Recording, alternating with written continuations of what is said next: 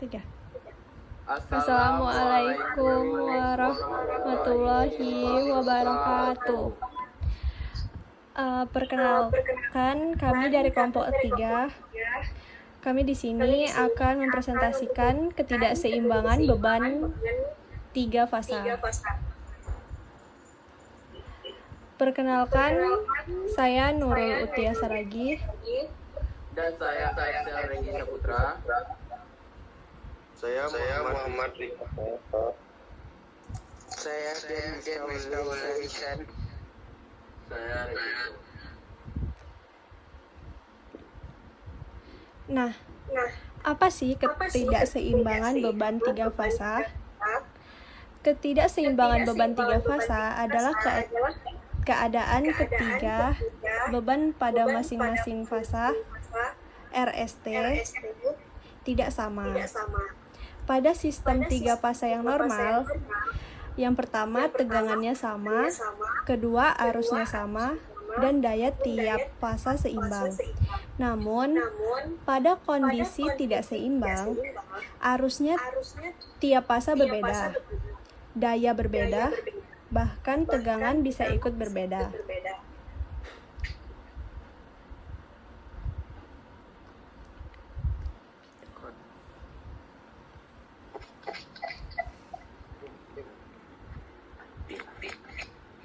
Hubungan ketidakseimbangan pada sistem 3 dia PR sama dengan VS sama dengan VT.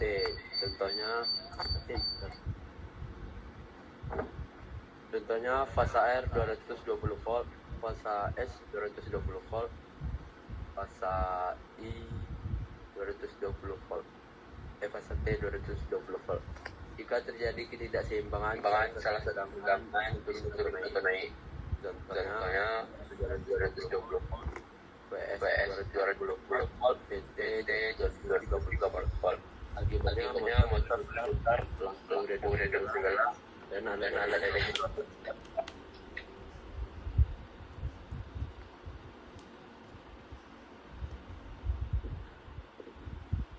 hubungan ketidakseimbangan dengan arus. Arus sangat dipengaruhi oleh besar kecilnya beban. Jika beban seimbang, IR sama dengan IS sama dengan IT. Contoh, IR 5 ampere dan IS 5 ampere dan IT 5 ampere. Jika beban tidak seimbang, IR tidak sama dengan IS dan IS tidak sama dengan IT. Contohnya, IR sama dengan 3 ampere dan IS sama dengan 7 ampere, IT sama dengan 5 ampere. Artinya, fasa 5 memiliki beban lebih besar dibandingkan fasa lain.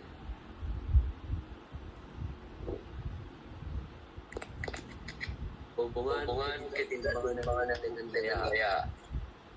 Pada sistem 3 daya total dengan rumus belakang putih tersebut. B sama dengan dikali cos delta.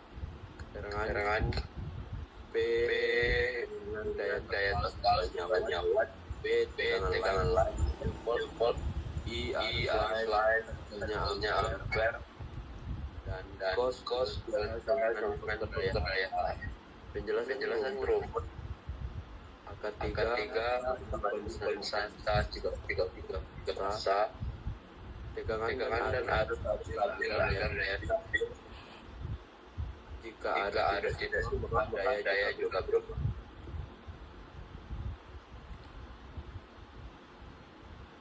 Tuh, perhitungan daya saat beban tidak seimbang.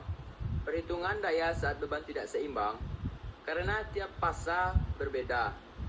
Maka daya dihitung satu persatu. Rumus tiap fasa ada di bawah. P sama dengan VI cos delta. Total daya P total sama dengan PR ditambah PS ditambah PT.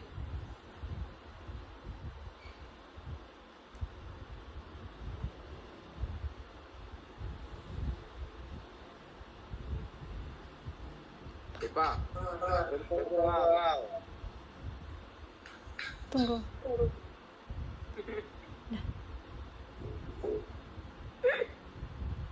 gedung menggunakan listrik dengan 100 volt dan faktor 855. Beban pada masing-masing fase adalah penerangan dengan arus 8A. SKS digunakan untuk AC dengan arus 12A. AC digunakan untuk komputer dan peralatan elektronik dengan arus 10A. Tentukan 1 daya tiap fase, 2 daya total sistem, 3 arus rata-rata sistem, 4 persentase ketidakseimbangan beban, 5 analisa pengaruh ketidakseimbangan terhadap sistem listrik.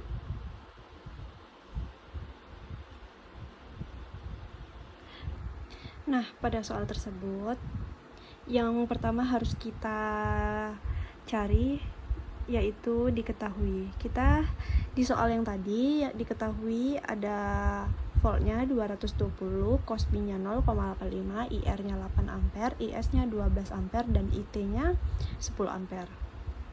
Kemudian kita menghitung daya tiap fase menggunakan rumus P sama dengan V dikali I dikali cos P. Yang pertama kita menghitung pada fase R. Jadi 220 dikali 8 dikali 0,85 mendapatkan 1496 watt. Nah, pada fase S 220 dikali 12 dikali 0,85 mendapatkan 2244 watt. Nah, pada fase T 220 dikali 10 dikali 0,85 mendapatkan 1870 watt. Kemudian kita menghitung daya total. Nah, rumus daya total adalah P total dikali PR dikali PS dikali PT.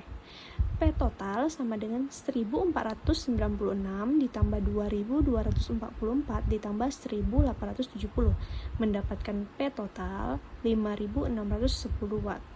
Kemudian kita menghitung arus rata-rata. Kita menggunakan rumus I AVG sama dengan IR ditambah IS ditambah IT dibagi 3.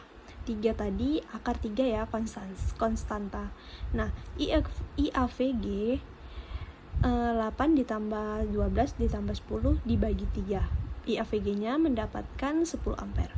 Kemudian kita menghitung presentasi ketidakseimbangan pada soal pada 8 ampere kita mendapatkan selisih 2, 12 ampere kita mendapatkan selisih 2, dan 10 ampere kita mendapatkan 0.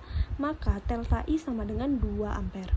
Gunakan rumus persentase ketidakseimbangan sama dengan delta I dibagi I AVG dikali 100%. Jadi 2 dibagi 10 dikali 100% sama dengan 20%. Begitulah cara memecahkan contoh soal sebuah gedung menggunakan sistem distribusi 3 fasa 4 kawat dengan tegangan line to netral. Kesimpulan dari pembahasan kita, berdasarkan hasil perhitungan, daya total sistem sebesar 5610 watt, arus rata-rata sebesar 10 ampere, dan ketidakseimbangan sebesar 20%. Hal ini menunjukkan bahwa sistem mengalami ketidakseimbangan beban yang dapat mempengaruhi kualitas dan efisiensi penyaluran tenaga listrik. Sekian kesimpulan. Terima kasih.